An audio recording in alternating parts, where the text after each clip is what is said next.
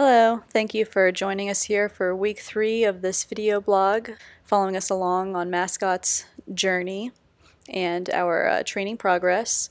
Just thought I'd start things out showing some of the fun we had this past week. My friend Gigi came out and took him over a couple of jumps just to mix things up a little bit, and he really seemed to enjoy that, even going over some bounces pretty well. Lesson with Ellen this week was my favorite thus far. I feel like we addressed a lot of problems and confusions that Mascot and I have had. As you can see with this cantering, he has a tendency to lean against the inside leg, and so I had tried various things such as shoulder four or pushing his haunches over, and it was something that I was only getting partial improvement with, but Ellen had me carry my whip first at his barrel and then at his shoulder, and carrying it at his shoulder really helped for him to step underneath of himself and understand that he was supposed to be moving away from that inside leg.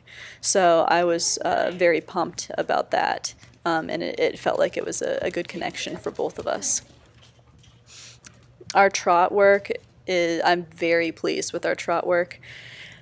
He doesn't try to stop. He doesn't try anything funny. We're much straighter. We've got a lot better impulsion, and he likes to stay around for me in the trot. So that's probably our favorite gait right now.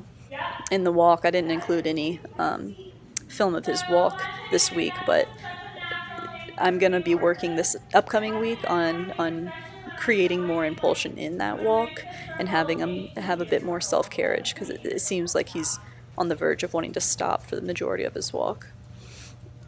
So these couple clips here of the trot are just showing how we're starting to introduce having him carry himself and not leaning on my inside leg at all. We've even got a bit of shoulder in here, and he was working phenomenally with that, in my opinion.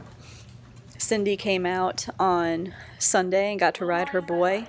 It was the second time with me that she's ridden him, and I know she's ridden him a bit before, but their harmony is also coming along quite well, and I know she's very pleased with that. And it's nice to see how this 4-year-old stallion can work so well for anyone, and it kind of is another attribute for the breed and what great horses they are.